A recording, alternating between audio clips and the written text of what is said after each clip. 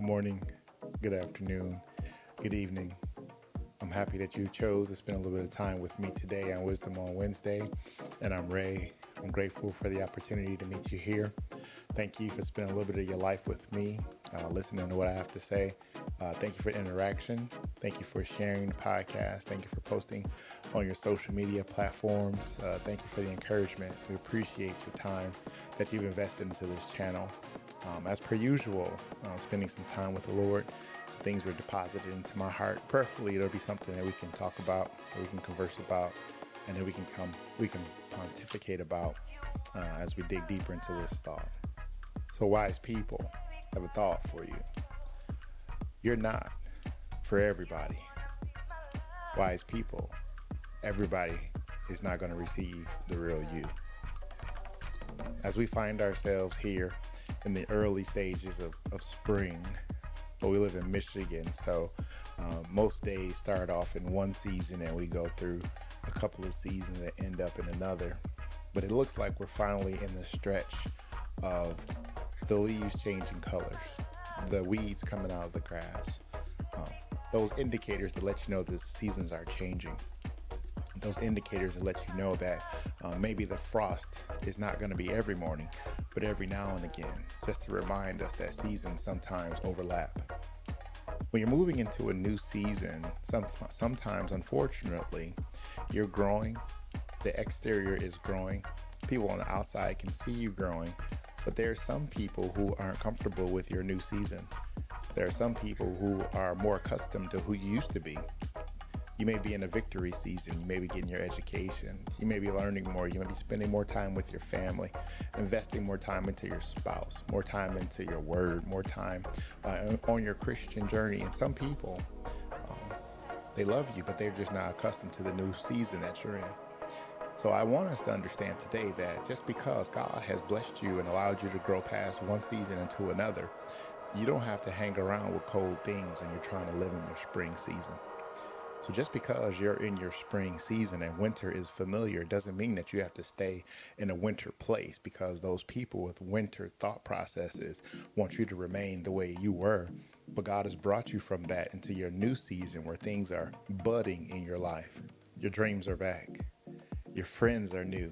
You're getting your figure back together. It's less than 60 days to get to summertime. You've got goals. You got aspirations. You're not just sitting around worrying about what's wrong and talking about people and things of that nature. You're living the life that you prayed for.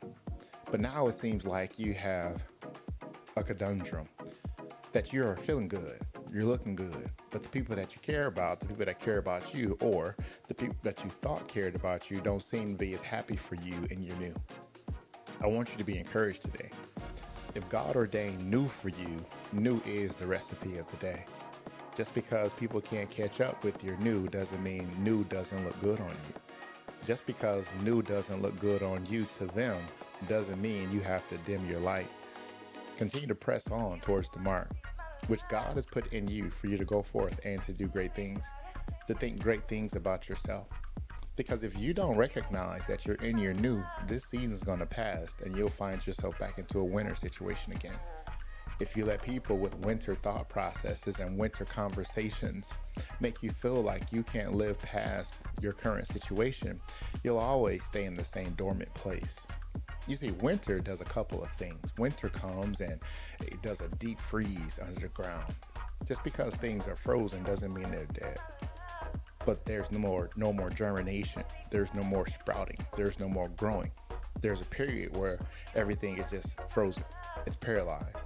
But God ordained it so perfectly that when the thaw comes, growth should occur. But there are some people that's been in the winter season far too long and they have no growth. They have no hope. They don't have any joy. So when they see joy in you, it's almost offensive to them. When they see production in your marriage, it's almost offensive to them because there's no production in theirs. When they see your children happy to spend time with you and their children don't come home ever since they moved out, they have a problem with you, not because of you've done something intentionally to them, but they're new. The new that they see on you is offensive to them. Now that's a mouthful. Sometimes the blessings on your life are bigger and better than other people can really understand, ascertain, or even digest. that they just can't see you winning. And if they can't see you winning, they'd rather not see you. I want to drop this into your shanana, that sometimes when you're in your new season, old friends will fall off. Sometimes when you're going into your new season, old people who are accustomed to the old you can't hang with the new you because your newness is intimidating to them. Don't feel like you have to revert. Don't feel like you have to go backwards. Don't feel like you have to stay in that same situation, because what you need to do is evaluate that relationship. Just because someone's been around you for a long time doesn't mean they've been good for you. Just because somebody's been speaking venomous jokes over your life doesn't mean that they were seriously hating on you. Yes, it does. Sometimes people hide their real feelings in teeth.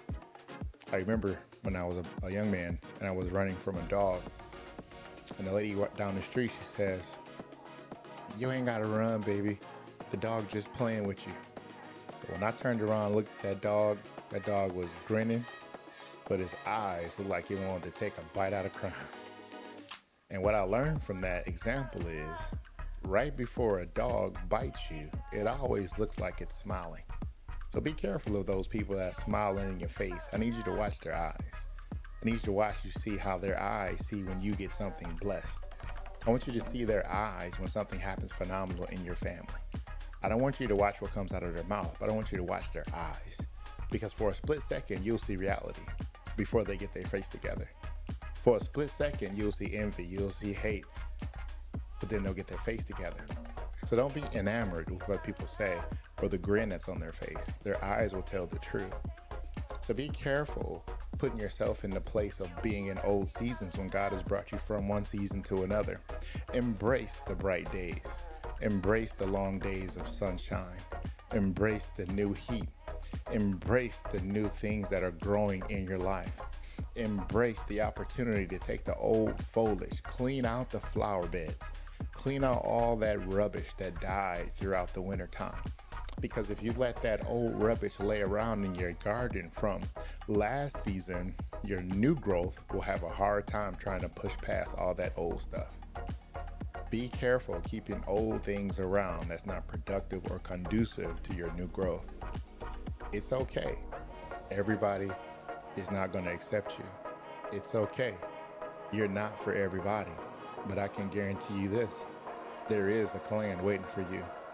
There is a group of people who've been created just for you.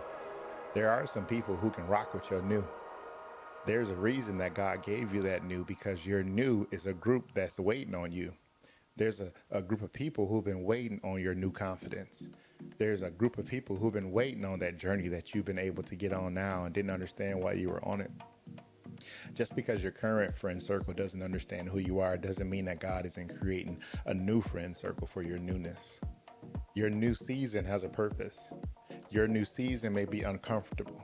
Your new season may be lonely. Your new season may be one where you feel misunderstood. It may feel like nobody can accept who you are. Nobody understands how hard you work, how deep you love. But understand this, it's going to be uncomfortable for a while, but this discomfort is going to put you where you're supposed to be. Because if you remain comfortable, you'll remain in the old season. See, because when that seedling turns into a sprout, it first has to push through the ground. And I'm not trying to say I've ever been a seedling before, but I can imagine that's not easy to push through the ground to get the sunlight. You've already pushed through the ground. You're in the hard part right now.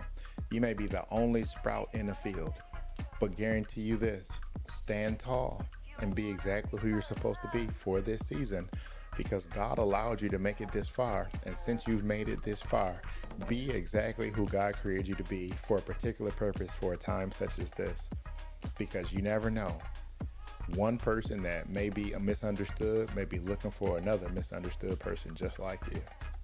So I pray that this word was encouraging for you. It's okay that you're not for everybody. It's okay that everybody can't see and recognize you're new.